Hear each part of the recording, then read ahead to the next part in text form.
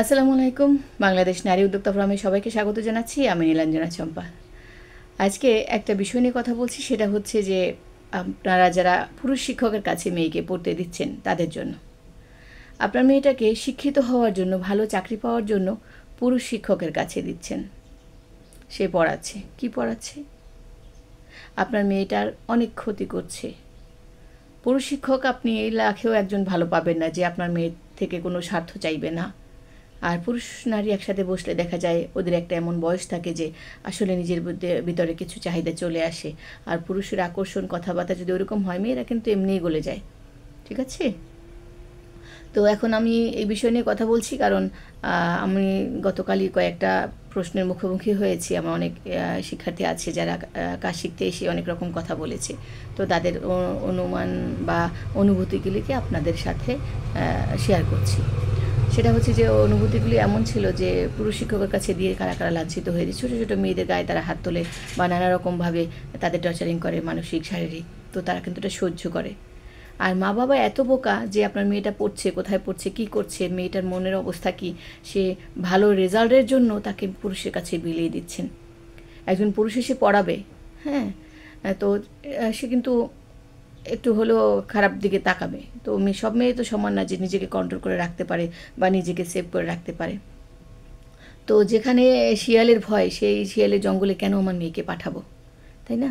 বাঘের ভয় যেখানে, সেই বাঘের জঙ্গলে মেয়েকে পাঠিয়ে দিয়ে বললাম আল্লাহ তাকে বাঁচাবে। আর মেয়েকে বললাম তুমি সেভে থেকো, তোমাকে যেন বাঘ খায় না। বাঘ কিন্তু খাবে। বাঘ সিংহের জঙ্গলে যদি আপনার মেয়েটাকে ফেলে দেন, তো মেয়েটাকে কোনো না কোনো বাঘ ছোবল মারবে, কোনো না কোনো বাঘ খাবে। সে কিন্তু সেফলি আসতে পারবে না বাসায়। তো আপনি যদি বলেন আল্লাহ তাকে বাঁচাবে, মেয়েকে শিখাই দেবেন হ্যাঁ তুমি সাবধান থেকো, হবে না। কারণ আপনার মেয়ে সাবধান থাকলেও ওই ব্যক্তি সাবধান নাও থাকতে পারে। আপনার মেয়েকে যা শেখাচ্ছেন ওই ব্যক্তির মা তাকে নাও শেখাতে পারে। তাহলে তখন কি হবে?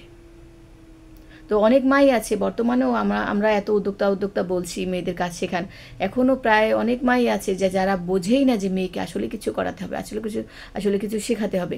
তারা সব সময় চায় মেয়ে এমনভাবে কিছু করুক, চাকরি করুক, বড় হলে চাকরি করবে, তাই সে লেখাপড়া করবে। লেখাপড়া করার জন্য যে তার শারীরিক মানসিক যে ক্ষতিগুলি হবে সেগুলির দায় কে দেবে? আমাদের মেয়েগুলি পড়তে যাচ্ছে, স্যারদের কাছে টর্চারিং হচ্ছে, স্কুলে স্যাররা গায়ে হাত দেয়, নানাভাবে স্পর্শ করে, তাদের স্পর্শকাতর জায়গায় হাত দেয়, তারা লজ্জায় বলতে পারে না। আর রাস্তায় যায় মানুষের, পথচারী থেকে শুরু করে রিক্সাওয়ালা সবার কাছে সে হেনস্থা হয়। তারপর ঘরে আছে, অনেকের বাবাও তো ধর্ষণ করে, তাই না? মামা খালু কারো কাছে মেয়েরা সেভ না। তো আপনার মেয়েটাকে সুন্দর করে পালার জন্য আপনি একজন দক্ষ মা যদি না হন, তাহলে কিভাবে পালবেন? এবং আপনি দেখে আসলেন জীবনে অনেক কষ্ট, মেয়েকে ছেড়ে দিলেন, মেয়ে কোচিংয়ে যাচ্ছে, মেয়ে প্রাইভেটে যাচ্ছে, মেয়ে স্কুলে যাচ্ছে, যা খুশি তাই করে আসছে। আর মেয়ে অনেক জায়গায় টর্চারিং হয়ে আসছে, মানসিকভাবে সে খুব ক্ষতিগ্রস্ত। আপনার সাথে সে দুর্ব্যবহার করছে, তার ভালো লাগছে না, সে বলতে পারছে না। হয়তো আপনি পড়ালেখা বন্ধ করে দেবেন, হয়তো আপনি বিয়ে দিয়ে দেবেন এ ভয়ে। তো আপনার মেয়ের মনের কথাগুলি আপনার কাছে ডেকে জানুন, সে আসলে কি হচ্ছে। মেয়ের সাথে সবসময় ফ্রেন্ডলি কথা বলুন, মা তোমাকে কেউ এরকম গায়ে হাত দেয়নি তো, তোমার শরীরে এরকম স্পর্শগত জায়গায় হাত দেয় না তো, কোনো দুষ্টুমি করতে চায় না তো, এটা কিন্তু খুব খারাপ, সাবধানে থেকো। আর সহজেই পুরুষ স্কুলে ভর্তি করবেন না, সহজে পুরুষ টিচারের কাছে পড়াতে দেবেন না। পড়ালেখাটা জীবন না। এখনও বলছি পড়ালেখাটা জীবন না, পড়ালেখার বাইরেও একটা জীবন আছে। পড়ালেখা করাচ্ছেন আপনার মেয়ে, অক্ষর জ্ঞান হবে, জ্ঞান বাড়বে, কিন্তু যে অক্ষর জ্ঞান শিখতে গিয়ে নিজের সর্বস্ব হারিয়ে যায়, নিজের শালীনতা হারিয়ে যায়, নিজের মেয়েরা অনেকে দেখা যায় প্যান্ট শার্ট পরে হাসছে, এরা অশালীনভাবে চলাফেরা করছে, নেশা খাচ্ছে। তো এই নেশা খাওয়া দরকারটা কি? এই পড়ালেখার দরকারটা কি? তারপর আবার অনেক যারা একটু ভালো আছে তারা আবার অন্যের কাছে টর্চারিং হয়ে ফিরে আসছে। তাহলে এই পড়ালেখার দরকারটা কি? আপনি যদি চান তাকে একদম সেফলি তাকে নিয়ে যাবেন, যদি নিয়ে যেতে না পারেন আশেপাশে একটা স্কুলে ভর্তি করেন, কোথাও দূরে, অনেক দূরে দিবেন না। বেশি ভালো পড়াশোনার আশায়, বেশি ভালো চাকরির আশায় অনেক দূরে দিয়ে, অন্যের কাছে দিয়ে মেয়েটাকে নষ্ট করবেন না। তো আমাদের মেয়েগুলিকে সচেতন করার জন্য আমি এই ভিডিওটা বানাচ্ছি, মেয়েদের মাকে সচেতন করার জন্য এই ভিডিওটা বানাচ্ছি। সবাই যেন সচেতন হন, মেয়েদেরকে খুব খেয়াল রাখবেন, খুব খেয়াল রাখবেন। একটা মেয়ে পৃথিবীর কোনো জায়গায় নাই তার জন্য যে সেফ। স্বামীর কাছে সেফ না, বাবা মার কাছে অনেক সময় সেভ না। বাবা মা মনে করে কি আরেকজনের সাথে কথা বলছে, দুষ্টুমি করছে, বাবা মা অবহেলা করে, থাক সমস্যা নেই। এই বয়সে তো একটু হয়, এই বয়সে একটু হলে পরবর্তী আরও বেশি একটু হবে, এটা খেয়াল রাখবেন।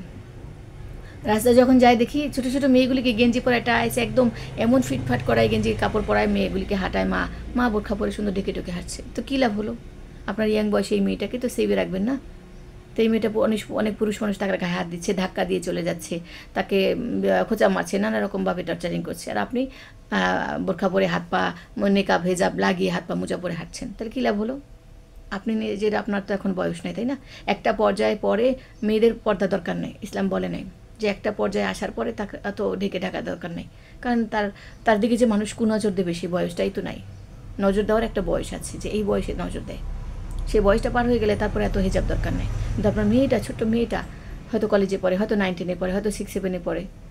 হ্যাঁ, আজকালকার বা দেখা যায় 5-এ উঠলেই সেই মেয়েটা পুরুষের আকর্ষণে চলে আসে। ওইরকমভাবে চলাফেরা, তার খাওয়া দাওয়া, হরমোনের জন্য নানাভাবে দেখা যায় মেয়েরা তাড়াতাড়ি বড় হয়ে যাচ্ছে। তো ওই মেয়েটাকে সেভ রাখুন। আপনি গেছেন নষ্ট হয়ে, আপনার বিয়ে হয়ে গেছে, বাচ্চা হয়ে গেছে, আপনি বুড়ো হয়ে গেছেন, আপনার বিয়ে হলে মেয়েদের আর দাম থাকে না। তো আপনার দাম কমে গেছে, কিন্তু আপনার মেয়েটার দামটা আছে।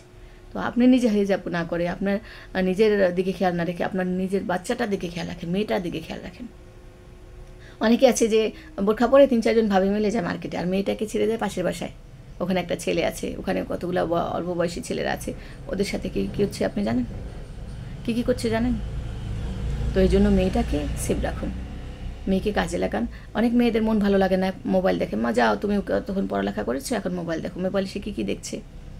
তো সেই সময়টা তাকে কাজ শেখান, নানারকম ক্রিয়েটিভ জিনিসগুলো শেখালে সে মনোযোগ দেবে এদিকে। আমাদের দেশে বেশিরভাগ বাচ্চাই নষ্ট হচ্ছে মা বাবার জন্য। আমি দেখেছি বাচ্চা যদি চোরও হয় মা বাবার জন্যই হয়। অনেক মা বাবা এখানে আসে, কাজ শিখতে আসে, দেখা যায় মেয়ে রাস্তায় আসার সময় একজনের গাছ থেকে একটা ফুল ছেড়ে দৌড় মারলো, একজনের দোকান থেকে একটা চকলেট নিয়ে দৌড় মারলো। মা কিছু বলে, থাক ছোটো মানুষ তো, এই এমনি করবি না, এই শেষ, ধমকটা শেষ। ও তো আশকারা পেলো, এই ধমকটা মানে আশকারা দেওয়া। ঠিক আছে?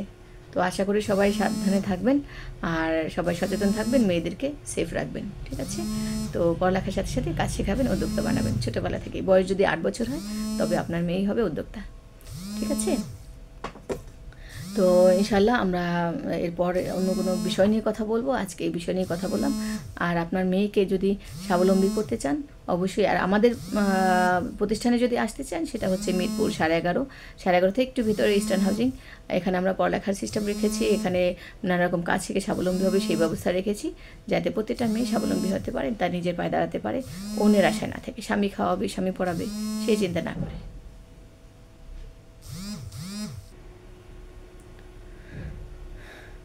তো আশা করি সবাই পাশে থাকবেন, সবাই নিজের মেয়েকে যত্নে রাখবেন, এবং নিজের মেয়েদিকে প্রচুর খেয়াল রাখবেন। কোথায় কী করছে একটু কোনো কিছু চোখের আড়াল করবেন না, আর অতিরিক্ত শাসন করবেন না। আপনি নিজে দেখেন তা সে কোন দিকে খারাপ নজর দিচ্ছে, তার নজরটা কোন দিকে। সে যদি বেশি উশৃঙ্খল হয়, ও বাজে পোশাক টোশাক পরে বাইরে যায়, আদর করে মা এটা পড়তে হয় না, মানুষ খারাপ বলবে, তোমাকে দেখতে ভালো লাগে না। হ্যাঁ, আর যদি বলেন দূর থাক, এই বয়সে তো একটু করে, সমস্যা নেই, কিছু বোঝা যায় না। আপনার মেয়ে দূর থেকে পুরুষ বুঝতে পারছে, অন্য প্রতিবেশীরা বুঝতে পারছে খারাপ লাগছে, আপনি বলেন থাক, ছোটো মানুষ, কিছু হবে না।